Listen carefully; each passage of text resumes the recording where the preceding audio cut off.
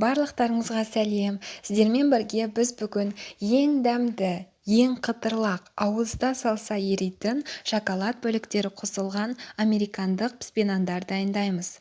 Орысша айтқанда американский печенье с кусочками шоколада. Бұл піспенандар өте тез дайындалады және өте оңай дайындалады. Сондықтан да алдын ала пешімізді қойып 180 градусқа қыздырып қоямыз. Керекті ингредиенттер: 2 орташа жұмыртқа, 160 грамм сары май, 200 грамм қант, 260 грамм ұн. Ұн әркімде әртүрлі болғандықтан бірден барлығын қоспаймыз. Жарты-жартыдан керекті консистенцияға жеткенше қосып отыратын боламыз. 1 шай қасық қамыр қопсытқыш, яғни разрыхлитель, жарты шай қасық тұз және ваниль.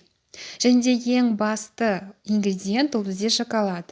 Шоколадты әркім өз қалауынша қосуға болады.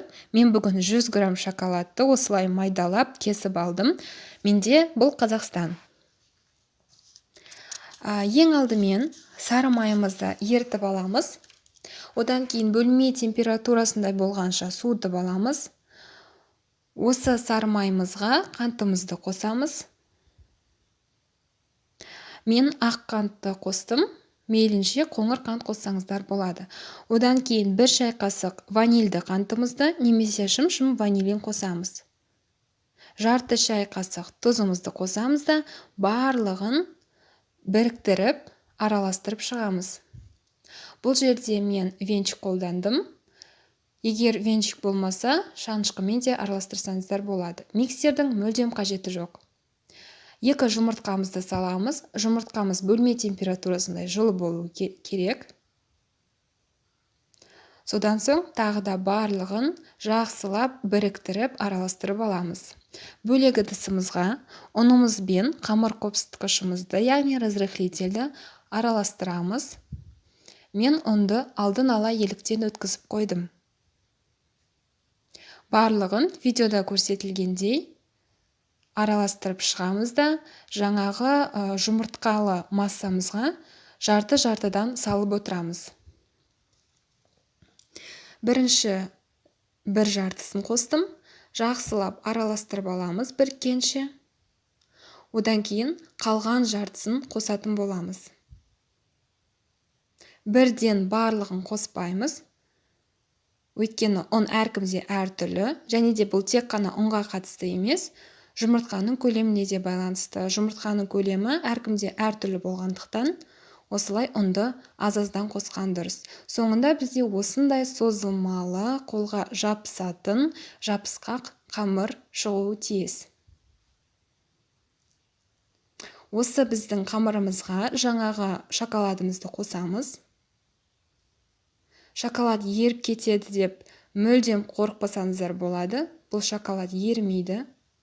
Формасын жақсы ұстап тұрады. Тек шоколадымыз тоңазытқышта сақталған болуы керек. Осылай видеода көрсетілгендей жақсылап асықпай араластырып шығамыз. Бұл жерде қасық немесе силиконды күрекше қолдансаңыздар болады.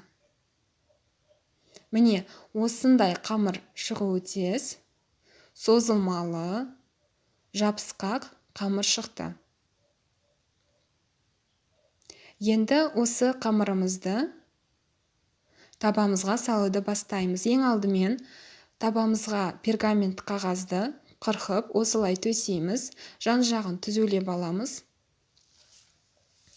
Содан соң кондитер қапшығын аламыз. Егер сіздерде кондитер қапшығы болмаса, жай ғана қалташа алып, ұшын қырықсаңыздар болады. Ал егер ол да болмаса, қасықпен пергамент қағазының үстіне салсаңыздар болады. Бірақ егер де сіздер кондитер қапшығын қолданатын болсаңыздар, тез әрі әдемі болып шығады піспенандар.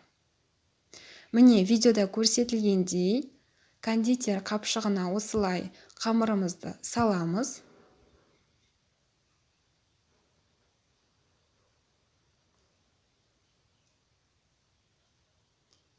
Міне, содан соң кондитер қапшығының аузын жақсылап айналдырып, бекітіп, ұшын қырқып тастайтын боламыз.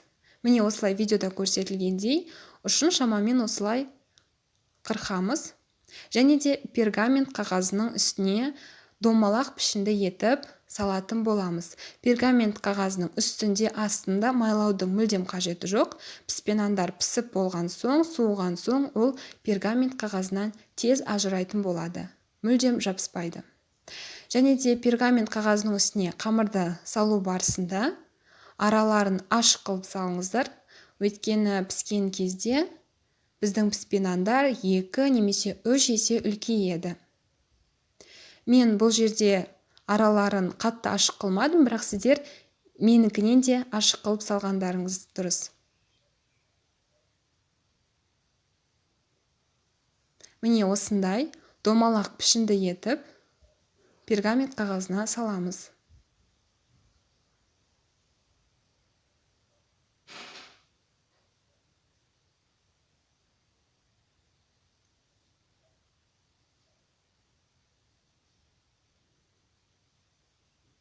Міне бізде осындай болып шықты. Енді кішкене ғана суға қолымыздың ұшын малып, осылай үстін басып, әдемі пішін шығаратын боламыз. Тағы да айтып кетейін, көріп тұрғандарыңыздай арасы менде жақын болып қалған, бірақ сіздер менің қателігімді қайталамаңыздар. Араларын ашық қылыңыздар. Менің піспенандарым дайын болған кезде бір-біріне қосылып қалды, бірақ ажырату мүлдем қиын емес.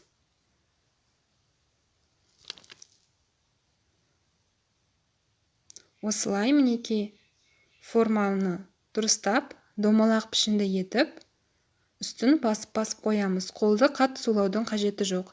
Тек қолдарыңыз жабыспаса болғаны.